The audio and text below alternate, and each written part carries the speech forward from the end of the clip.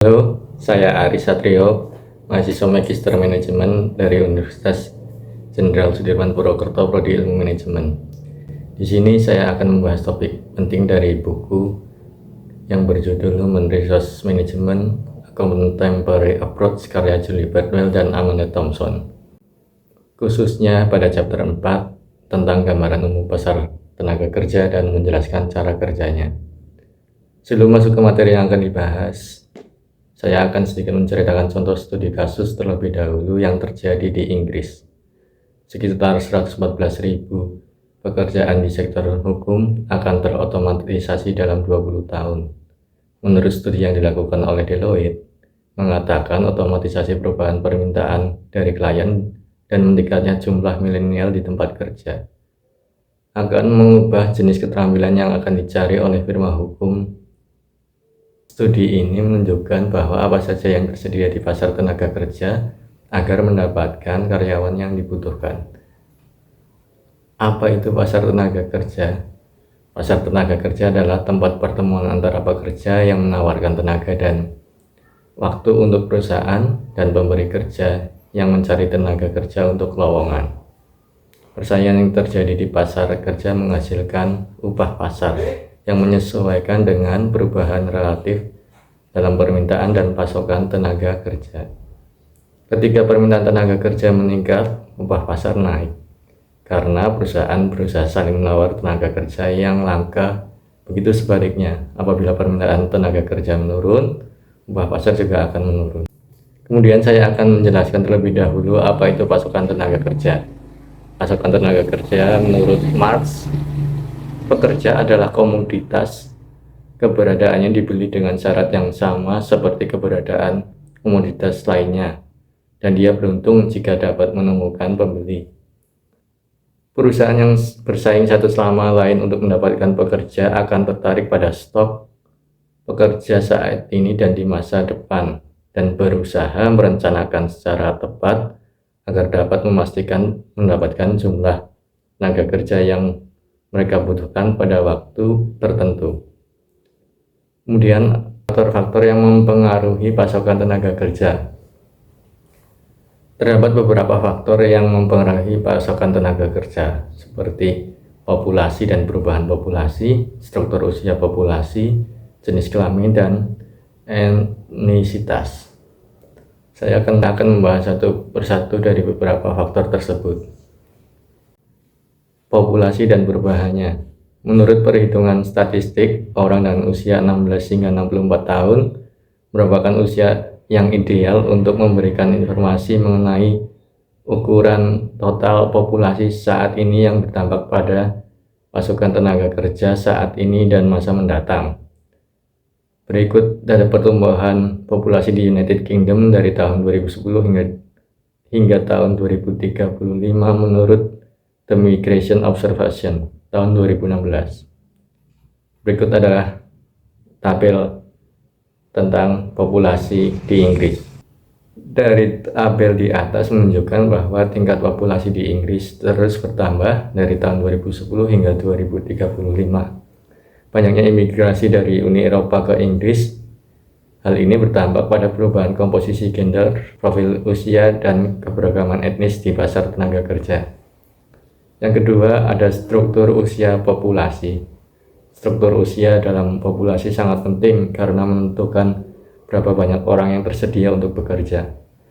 Faktor-faktor seperti migrasi, kelahiran, dan kematian semuanya mempengaruhi struktur ini secara langsung. Yang pertama, struktur usia dan tenaga kerja. Perusahaan merekrut dari kelompok usia kerja biasanya 15-64 tahun. Jika populasi menua, lebih banyak orang tua, pasokan tenaga kerja akan bisa berkurang. Jika banyak anak muda usia produktif, maka pasokan tenaga kerja akan meningkat. Pengaruh migrasi. Migrasi sangat mempengaruhi struktur usia di suatu wilayah. Migran biasanya adalah orang-orang muda, jadi mereka mengisi kelompok usia kerja di daerah tujuan. Contohnya, kelompok kulit putih Irlandia memiliki usia lebih tua karena migrasi dan kesuburan masa lalu. kelompok non-kulit putih yang baru bermigrasi ke Inggris cenderung memiliki populasi yang lebih muda. Kelompok imigran lama sekarang mulai menua. Kemudian ada tren kelahiran. Penurunan kelahiran terjadi saat Perang Dunia, ledakan kelahiran atau baby boomer setelah Perang Dunia II, dan sedikit lonjakan lagi akhir 1980-an dan awal 1990-an. Penurunan lagi di awal 2000-an karena jumlah wanita usia subur menurun dan tingkat kesuburan jadi turun. Kenaikan kembali tahun 2001 hingga 2011 karena wanita menunda punya anak hingga usia 30 atau 40-an, dan lebih banyak wanita migran yang punya anak lebih banyak. Keempat, ada tren kematian. Sejak 1901, kematian selalu lebih rendah daripada kelahiran kecuali tahun 1976. Tingkat kematian terus menurun sampai 2011. Tetapi pada 2015 terjadi kenaikan besar dalam jumlah kematian, sebagian karena wabah flu parah.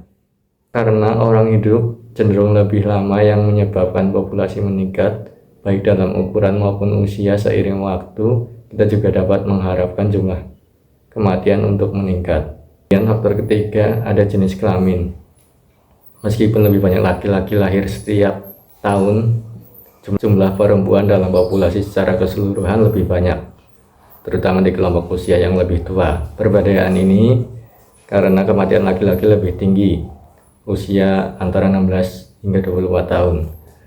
Hal tersebut berdampak pada berkurangnya jumlah laki-laki yang bisa masuk ke pasar kerja.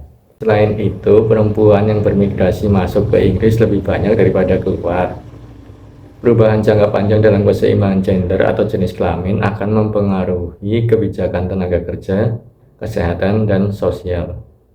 Yang keempat, ada faktor etnisitas. Pasca perang, Inggris telah memberikan tempat tinggal kepada orang-orang dari berbagai negara, termasuk Pakistan, India, Bangladesh, Cina, dan beberapa bagian Afrika dan Karibia, dan lebih baru lagi dari negara-negara di Eropa Timur.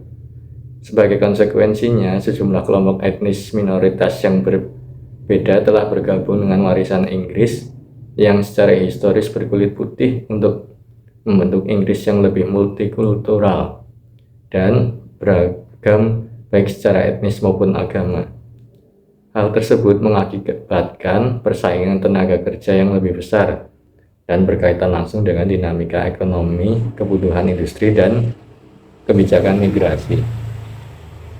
Baik, dari materi yang sudah saya sampaikan dapat disimpulkan bahwa ketersediaan pasokan tenaga kerja di pasar tenaga kerja dipengaruhi oleh beberapa faktor seperti populasi dan perubahan populasi, struktur usia, jenis kelamin, dan etnisitas.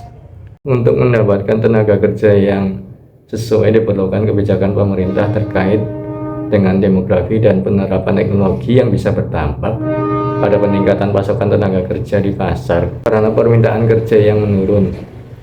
Hal ini berakibat harga tenaga kerja juga akan menurun dan kehidupan sosial dapat menjadi terganggu. Terima kasih, sekian penjelasan dari saya, semoga bermanfaat.